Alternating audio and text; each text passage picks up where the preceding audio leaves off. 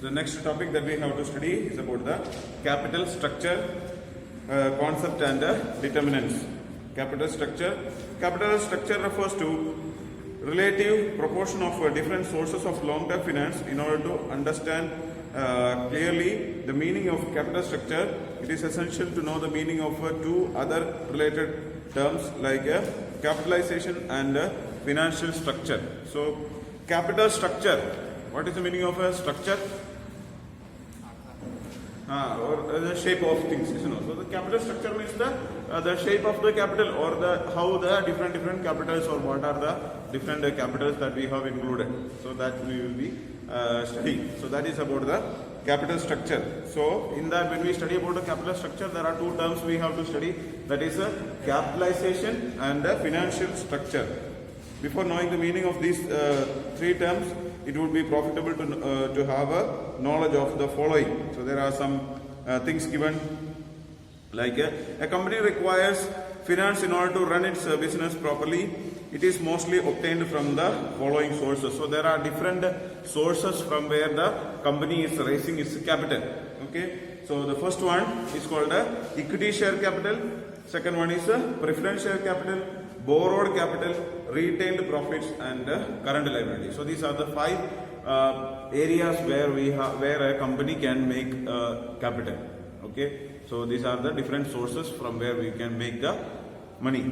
Okay, so equity share capital, you are familiar, you know. So the shares which we are giving to the equity shareholders. Then preference share capital, that is also you have studied. Some preferential rights are given to them. Other than that, there are no any other differences not there. Borrowed capital. Borrowed capital means it may be a bank loan or a debentures or all these type of things. Borrowed money from other people. Okay, so they are not the real owners. So these equity shareholders are actually the real owners of the business. Other people are just we are like taking money from them, and we will pay back the money. Then their relationship with the company is over. That's it. Then next one is retained profits. Okay, so like if the previous year, if you are having, so we studied about dividend decision. In that we have studied that how much profit that we are getting. In that full amount of money we are not distributing to the shareholders. Instead of that, we will keep some money in as reserve. Okay, so that is called as the retained profits. And current liabilities. So some current liabilities will be there, like we are purchasing some products from somebody, and we are not able to pay back some money. So some bills will be given, bills receivable, bills payable, all these type of things are there. So many that is not for a long period. Within 1 year, these liabilities will be over.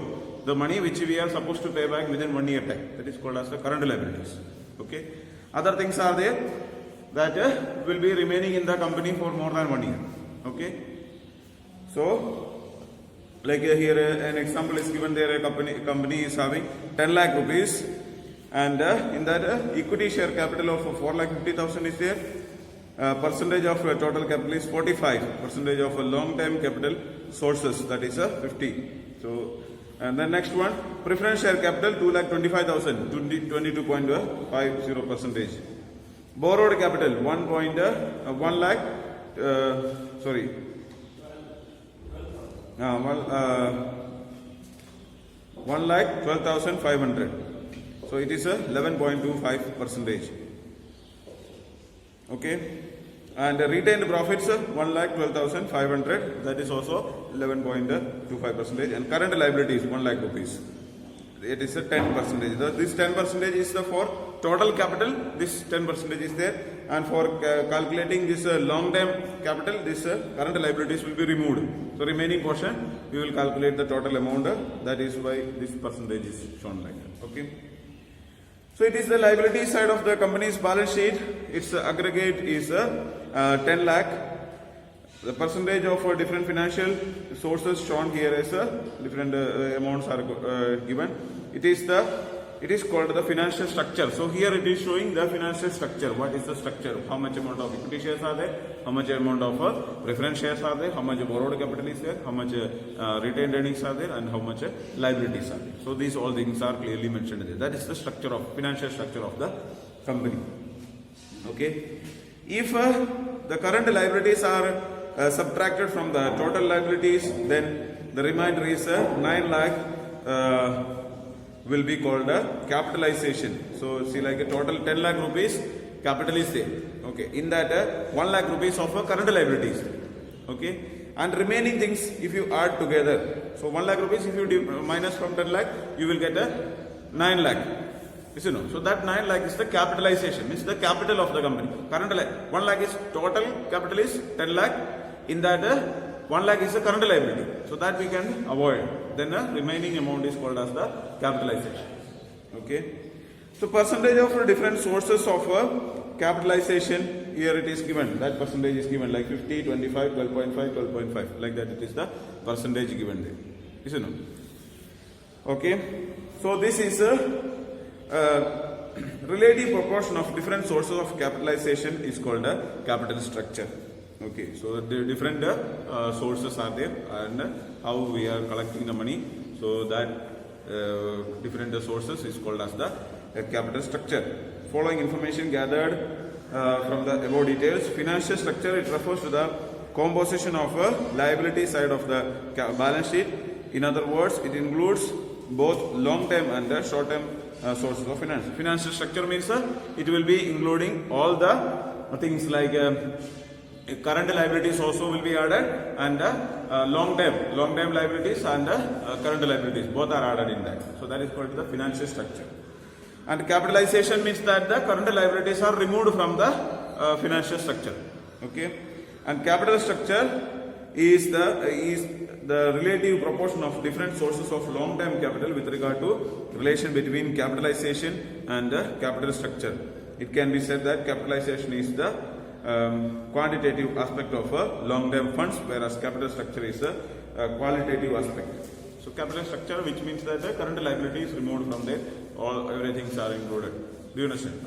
All the things are included in it. Then next, did you understand this one? Capital structure. Okay, capital structure means that how the total capital is collected. Okay, especially the long-term liabilities or long-term finance. Okay, so the current liabilities are not included in that. Remaining all the things are included there.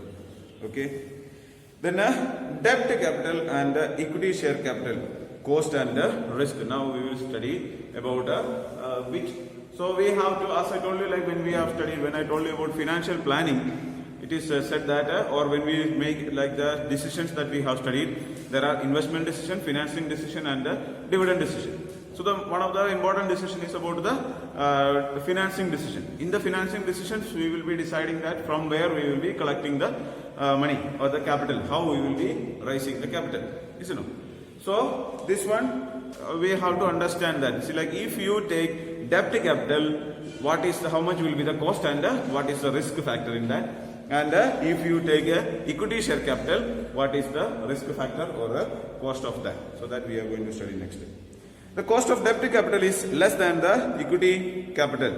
Its main reason is that the investment made by the lenders is less risky. The lenders always get a priority in the return of capital and the payment of interest. On the other hand, equity share capital is the most costly one. Even the rate of dividend is not certain. It is that the investment made by the equity shareholders in the business is more risky. Equity shareholders receive their dividend and the capital last of all. Okay. So the debt capital is less risky from the point of view of the investors. See, like if we are giving money to the if we are giving money to the company or like a bank is providing us money. So if we are taking the money, then for the bank there is no risk because there is a guarantee. We are like some product we have to give us have to give show there that in order to give this back. If we are not paying the money back, then they will be able to take the money. They take the properties or any other things like land is there or some building or any type of things they will be keeping it. Do you understand? And if the bank loan is there, when we get the profit, first we have to pay bank loan interest. You know, so first interest will be paid. Then after that, preference shares dividend will be paid or interest for the preference shares. First bank loan interest will be paid. After that, debentures interest will be paid. Then money is given to the preference shareholders. and after that, if something is balance is there, then only equity shareholders will receive the money. Isn't it? So for the equity shareholders, it is very much risky. Isn't it? There is no, and even the money that we are investing, if the company is making loss, that money that we have given also we will not get back. There is no any guarantee. Like if you are investing 10 lakh rupees as a share, and if the company's share value goes down, then we will not get 10 lakh also. Okay. But if you are giving, like if you are depositing this money to a bank, or if you are taking debentures, even if the company goes into loss, we will get the money. If you are investing 10 lakh and 10% of that interest you are supposed to get, then you will get 11 lakh rupees. Okay. So there is a guarantee, or there is a assurity that you will get the money back.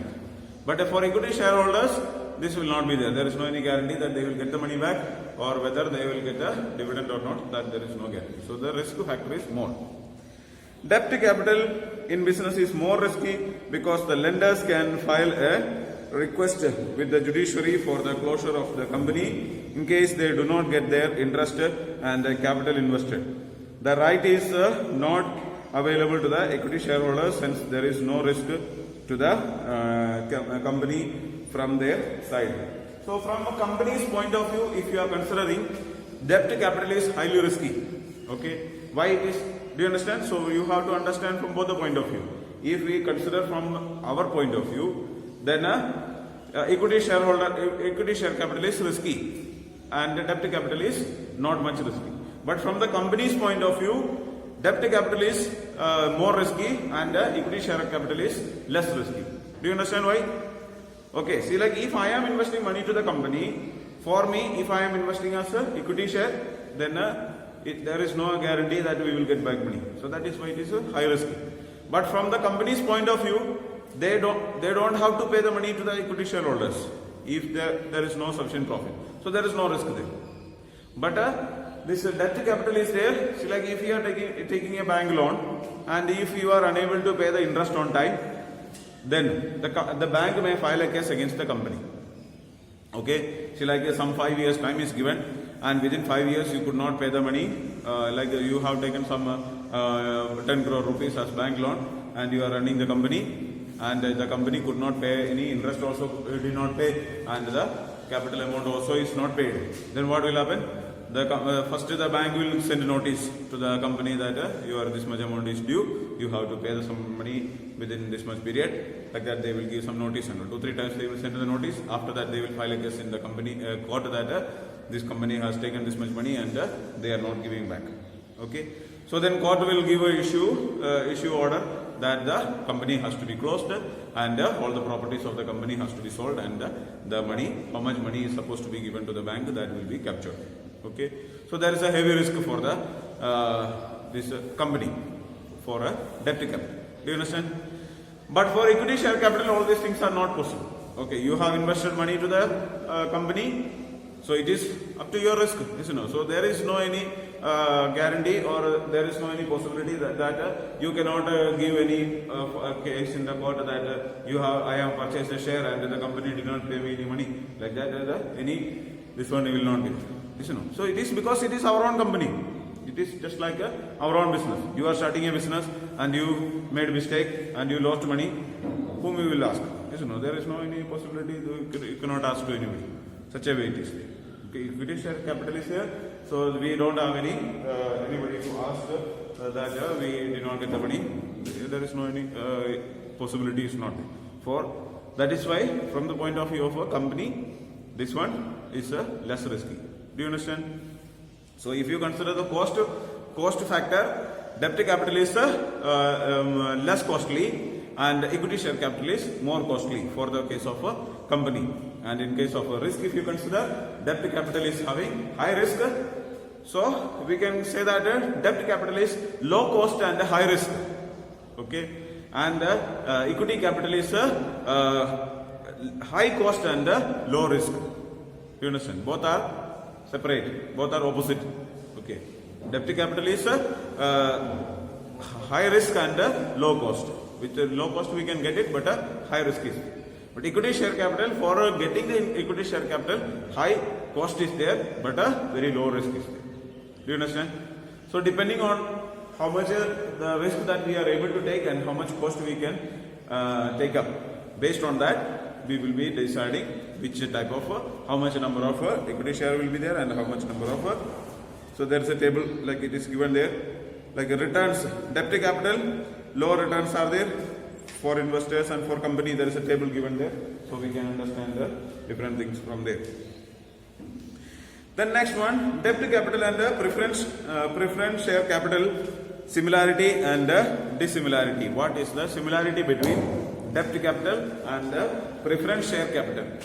Okay, so we studied about there are mainly three things are there, like equity capital is there, preference share capital is there, and debt to capital is there.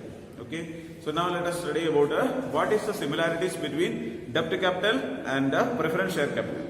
Okay, the company has to pay a definite rate of interest on the debt to capital and a definite dividend on the preference share capital. Therefore, both these sources of capital are fixed capital cost. Dividend on the equity share capital is always of a fluctuating nature. Therefore, it is called a financial source of a flexible capital cost. Both the sources of capital are less costly or cheaper than the equity share capital. So when you consider the similarities between the debt capital and the preference share capital, for both the capital we have to pay interest first itself, and there is a fixed interest. Okay, if you consider like if you are taking a bank loan, okay, if you take a bank loan, if you are taking 100 rupees bank loan and 10% is the interest that we have to pay, so the total money that we have to pay is 100 plus 10, total 110 rupees we have to pay. This is fixed. Okay, so if company makes 1000 rupees profit or 5000 rupees profit, this only has to be paid. There is no any variation, fluctuation is not fixed amount it is. Do you understand? And also same case is there for the debentures also. Okay, if we have taken debentures, if we have purchased debentures for 100 rupees and if it is of 10% debenture, then we have to pay 110 rupees only. That's all. Okay, not even a single rupee more than that or not less than that. If the company is having 1000 rupees profit, 5000 rupees profit, or even company is facing loss, even if the company is in loss, then also this has to be paid.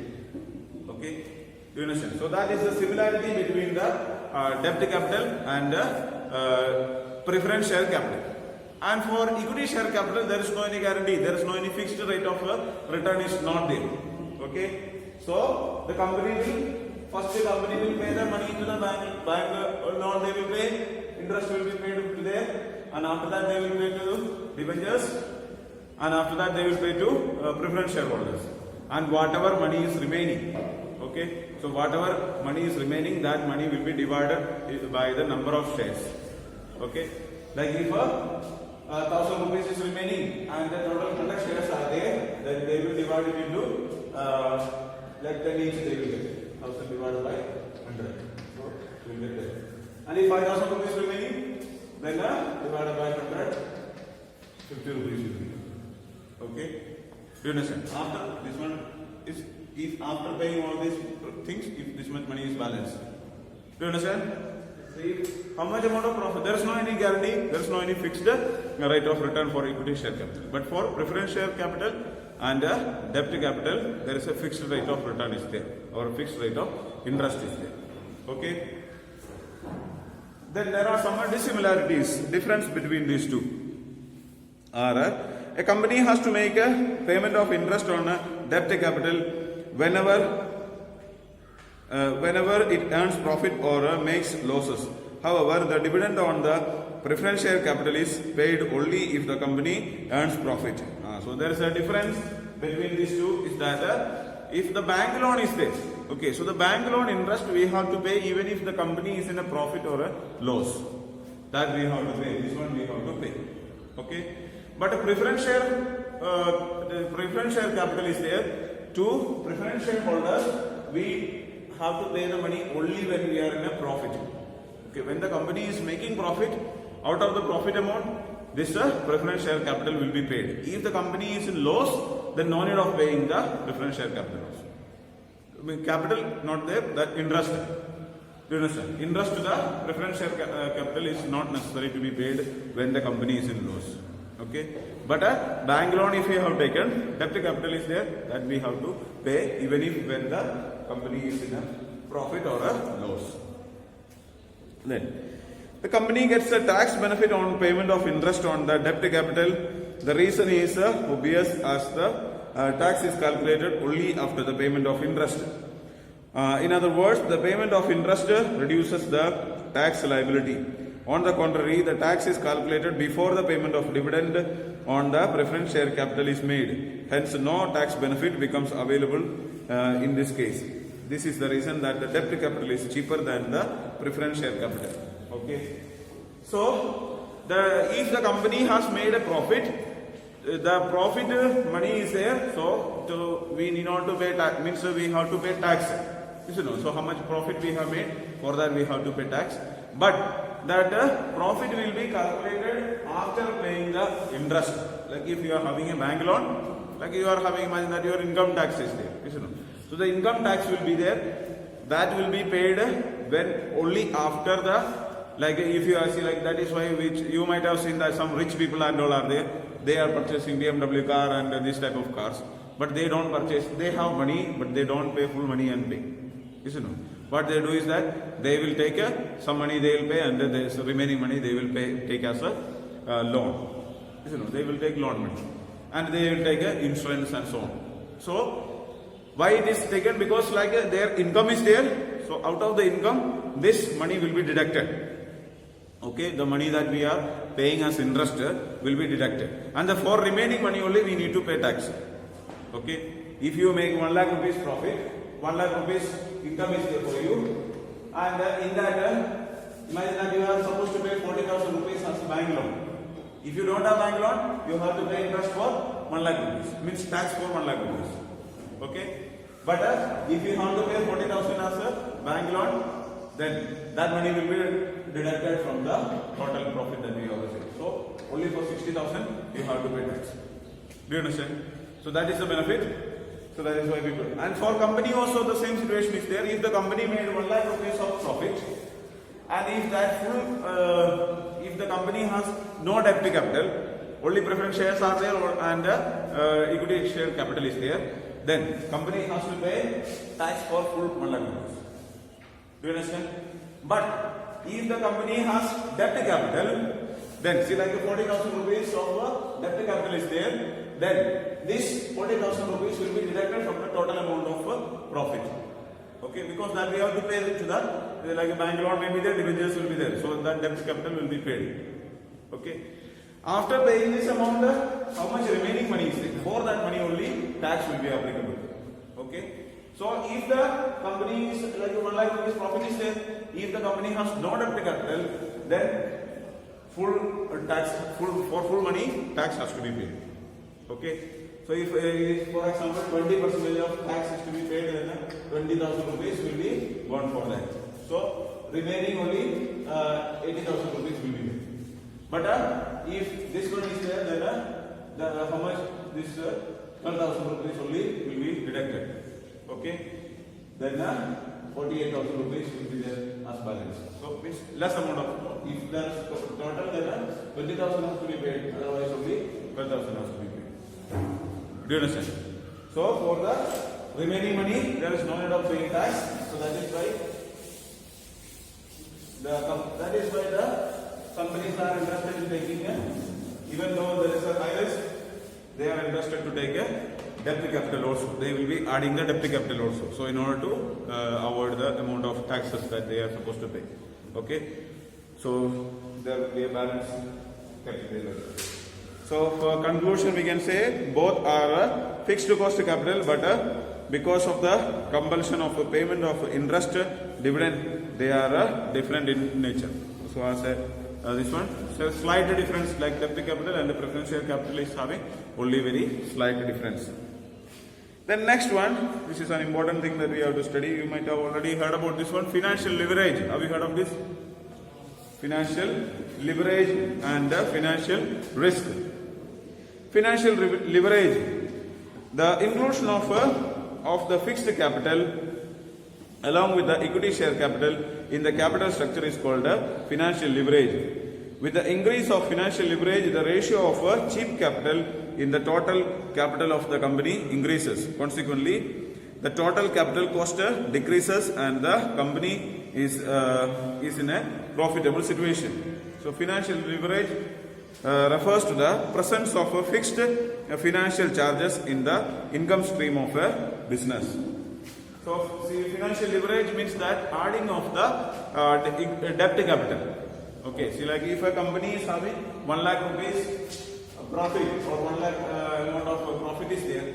So, in that what we have to say is that like if only all this 1 lakh rupees is divided as shares. Okay, so if there are like 10,000 shares of into 10 rupees each, equity share, only equity share capital is. Okay, so what happens if the company made some 10,000 rupees profit? Okay, so for each shareholder, how much rupees they will get? 1 rupee each, is it no? Plus 1 rupee profit they will be getting, is it no? 10,000 shares are there, 10,000 rupees profit we receive. Okay, and if the company is like a 60 into 40 percentage is there. Okay, so in that, so each shareholder will be getting this much money. Only 1 rupee each they will be getting, equal amount will be. But if we use more amount of debt capital, then the money that we have to pay to them will be there. So first of all, the tax deduction will be there. So if this one is there, like 10,000 if they receive, then 20% tax has to be paid. This 1 rupee they will not get, 80 paise only they will get. 2,000 rupees they will have to pay as a tax. So remaining 8,000 will be there. That will be divided into 10,000 shares. Then it will become 80 paise per shares. Do you understand? And if you consider that 60 to 40% ratio, like 60% of equity shares and 40% of debt capital is there, then what will happen? To that much amount of money, fixed this will be there. Like that much money, tax is not calculated, isn't it? Only for 60,000, tax will be calculated, and also we have to pay only a fixed amount of return to them. Okay, like imagine that we are supposed to pay 20 paise each to them. Then that much money only will be deducted from the total amount. Is it no? So 20,000 rupees, 10,000 rupees if we are having total. In that for this one we have to pay only fixed amount. So the remaining money will be there, more amount will be there for distributing as shares. That we have to study in detail. We will study when we study about this one, trading in the real world. This one is there, so we will study. This next we have to study about that, how it is coming and all. We will be able to understand. Did you understand? So this one means financial leverage means that we are giving, adding the debt capital in the capital structure so that the income for the shareholders will be getting more. So in order to give more income for the shareholders, we will be adding more amount of adding the amount of debt capital in the capital structure. That is called financial leverage. But financial risk, by using the fixed cost capital, the burden of the payment of fixed financial costs increases. In case of the adverse conditions, the inability to pay the fixed financial cost create a risk which is called financial risk. So as I told you, like if the company is getting nice profit is there, good profit is there, and in such a situation for a company having this fixed cost finances are there, like a bank loan is there or a debt capital is there, that will be beneficial for the shareholders. But at the same time, if the company faces losses, okay, or if the company do not have sufficient amount of profit, then it will be a burden for the company. Do you understand? Why it is a burden? Because even if the company is not having sufficient amount of profit, then also they have to pay the interest for the debt capital, isn't it? So if company has got only like a company made only 10,000 rupees profit, but we have to pay 15,000 rupees to the debt or bank loan and debentures. Then what will happen? We have to pay additional money for that, and shareholders will not get any money, and even the money of the shareholders will be lost. So the company will have to face, the shareholders will have to face loss. Okay, so that is the financial risk. Do you understand? So if the company is facing loss, at the time of loss, if we are adding debt capital, so already we have added the debt capital. If only equity capital is there, then there is no kind of risk is not there, because there is no compulsory that we have to pay the interest. So no profit is there, no dividend will be there. So then no problem. Do you understand? Only equity share capital is there. Then there is no risk. But when you add a debt capital, then we have to pay fixed amount of interest to them. So even if profit is there, loss there, then we have to pay. So then that money has to be paid, and for that money again that loss has to be paid by the equity shareholders, isn't it? Because we don't have money to pay through the bank loan. So then that additional money they are supposed to be paid, or that money will be deducted from the share capital of the equity shareholders. Do you understand? So that is a risk factor. The next one we have to study is about trading on equity. Trading on equity means to raise fixed cost capital, borrowed capital, and preference share capital on the basis of equity share capital, so as to increase the income of the shareholders. So this one I have told you just now, which I was trying to explain. So that thing is given here. Like trading on equity means that how we will be increasing the amount of or returns to the shareholders by adding more borrowed capital. Okay. Although it is possible only when the rate of return of the company is greater than the rate of interest on borrowed capital or the rate of dividend on preference shares. Those investors who provide fixed capital to the company have a limited share on its company's profit.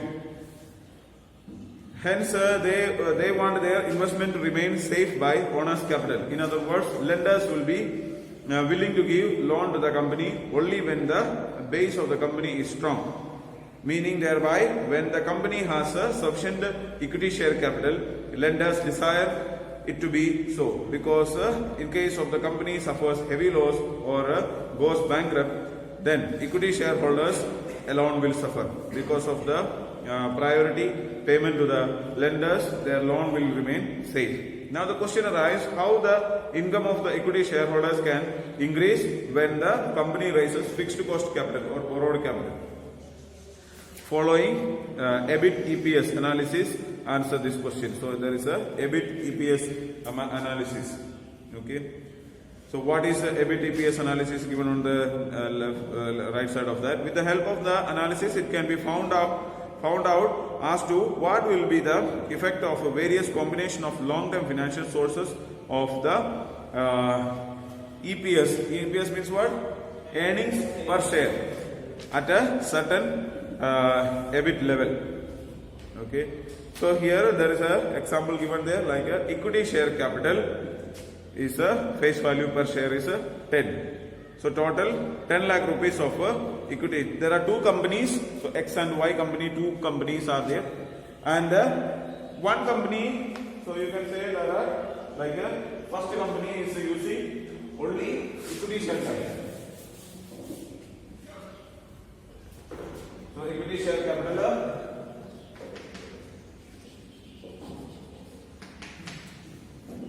So X company is using only this one. Okay. So and Y company is using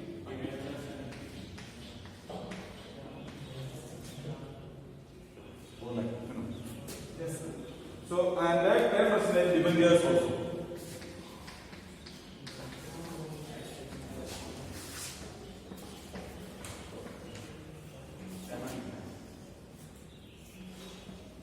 So total one company is using 10 lakh rupees is there. Total amount of money, that full money they are only taking as equity share company. But where another company is there, Y company, they are taking only 4 lakh rupees. Total 10 lakh capital is required. Out of that 4 lakh rupees they are taking as a equity share capital, and 10 lakh rupees, 6 lakh rupees they are collecting as a 10% debentures. Okay, so this is the situation, and it is clear. All these things are explained there. Next, you can see. Suppose both the companies have earned earnings before interest and tax. That is, EBIT means earnings before interest and tax. That is 2 lakh, and the tax rate is 30%. So the company made 2 lakh rupees of profit. Okay, and the 30% of tax has to be paid. Okay, so then you can see what will be the situation here. In this, it is given if 2 lakh rupees is paid out. So for the first company, the 2 lakh rupees is there, and for this company also, Y company also 2 lakh rupees is there.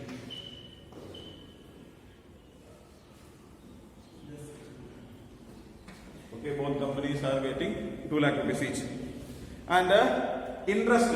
So for first company, interest is not necessary to be paid because there is no debentures, debt capital is not there. Okay, interest has not necessary to be paid. But for this company, they have to pay 60,000 rupees as a interest because 6 lakh rupees shares are there. 60,000 they paid. So remaining money 1,40,000 is there. But for this full 2 lakh is remaining. Now they have to minus tax. So the minus interest, that minus tax. So the tax will be for first company. There is no, this one is not there. Like a debt capital is not there. That is why for the full profit they have to pay tax. So 30% of tax they have to pay. So the tax amount will be tax amount will be 60,000 rupees, and the company, this company has 1,14,000.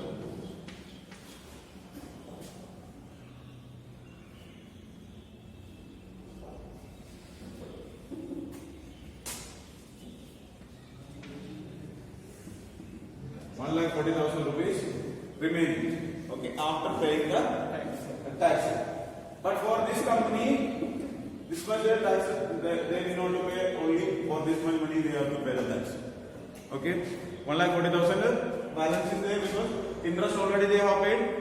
Then tax they have to pay only for 1,40,000 rupees. So the tax amount for that is 42,000.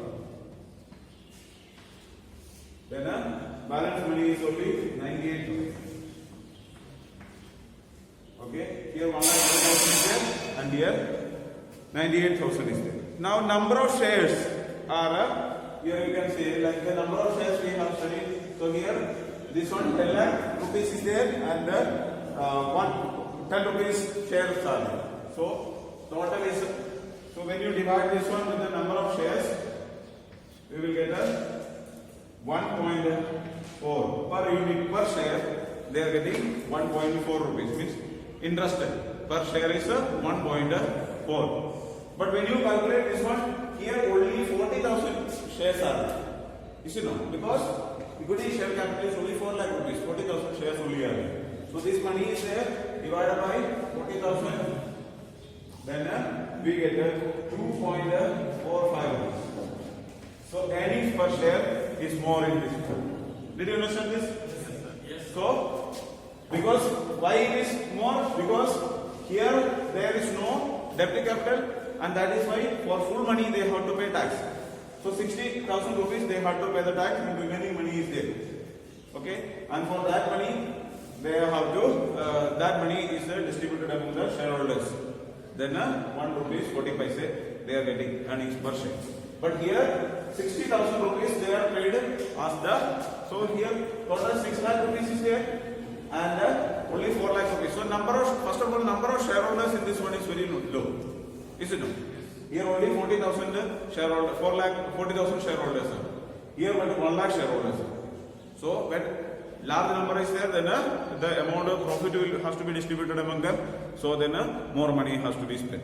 And another benefit is that here this 60,000 rupees has paid as a interest, then remaining money only they have to pay as a tax. So only 42 here 60,000 rupees they pay tax, but here only 42,000 they have to pay tax. So the remaining money is there, and with that money there will be profit for the company. Do you understand? So such a way earnings per share will be more when the company is using. So this technique is called as a trading on equity.